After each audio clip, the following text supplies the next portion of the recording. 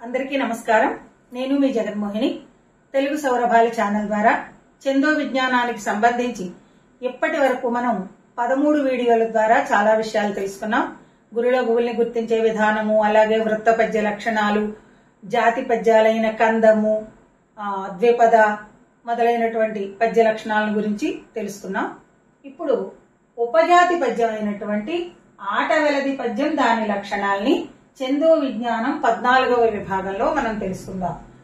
ఉపజాతి పద్యాల్లో ఆటవెలది, తేటగీతి, సీసము ఇవి చాలా ముఖ్యమైనటువంటి పద్యాలు. అందులో ఆటవెలది పద్యం గురించి ఇప్పుడు చూద్దాం.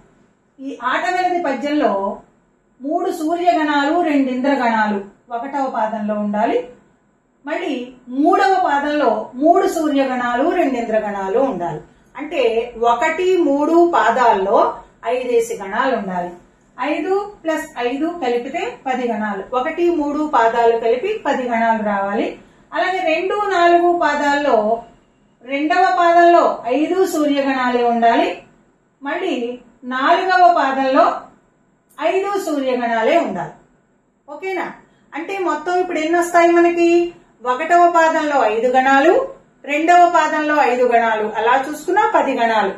మళ్ళీ 3వ పాదంలో 5 గణాలు, 4వ పాదంలో 5 గణాలు, 10 గణాలు. ఇలాగ మొత్తం 20 గణాలు ఆటవెలది పద్యంలో మనం గుర్తించవలసి ఉంటుందన్నమాట.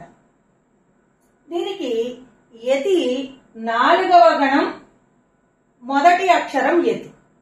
యతి స్థానం అంటే ఏమిటి? పద్యపాదంలో మొదటి అక్షరానికి, ఆ నియమిత స్థానంలో ఉండే అక్షరానికి యతి చెల్లుతుంది. ఈ ఆటవెలదిలో ఏ పాదానికి ఆ పాదమే యతి స్థానాన్ని మనం చూసుకోవాలన్నమాట. ప్రాస నియమం అయితే లేదు. ప్రాస అంటే ఏమిటి? పద్యంలో 2వ అక్షరము ప్రాస. అంటే మొదటి పాదంలో 2వ అక్షరము ఏ గుణింతంలోదైతే వాడామో మిగిలిన 3 పాదాల్లోనూ కూడా అదే గుణింతంలో అక్షరాన్ని వాడాలి.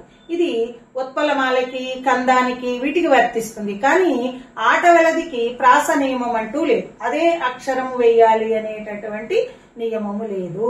పైగా అక్షరాల నియతి లేదు. ఇన్ని అక్షరాలు ఉండాలి అనేటటువంటి నియమం కూడా లేదు. కానీ మనకు ఉత్పలమాల చూడండి, ఉత్పలమాలకి 20, చంపకమాలకి 21, ఇలా కొన్ని లెక్కలున్నాయి వాటికైతే. కానీ దీనికి అక్షరాల నియతి కూడా లేదు.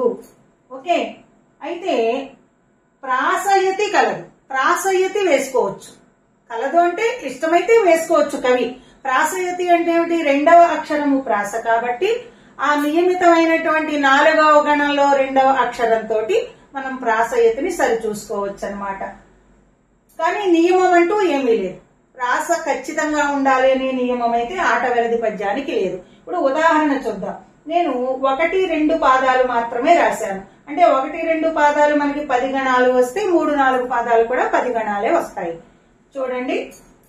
భూమిలోన బుట్టు భూసారమెల్లను, తనుగులోన బుట్టు తత్వమెల్ల అని రాశాను. ఇది AP state board 10th class Telugu text book నుంచి నేను ఈ పద్యాన్ని తీసుకున్నాను. శతక మాధుర్యం అనే లెసన్ నుంచి.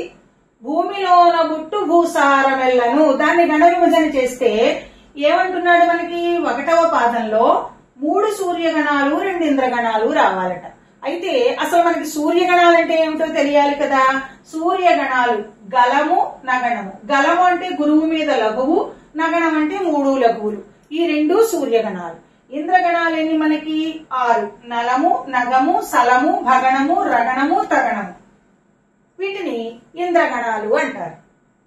ఇప్పుడు ఏం చెప్తున్నాడు మనకి? 1వ పాదంలో వరుసగా 3 సూర్యగణాలు రావాలట. చూడండి. భూమి ఇక్కడికి విభజించుకున్నాం.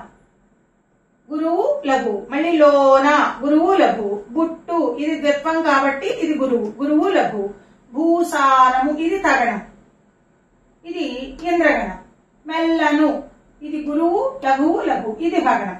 3 సూర్యగణాలు 2 ఇంద్రగణాలు కలిపి 5 గణాలు. 2వ పాదంలోట 5 సూర్యగణాలే రావాలి. చూడండి. తనువు నగణము, లోన గలము, బుట్టు గలము, తత్వ గలము, మెల్ల గలము. అంటే 5 కూడా సూర్యగణాలు. 1, 2, 3, 4, 5. 5 సూర్యగణాలే వచ్చాయి.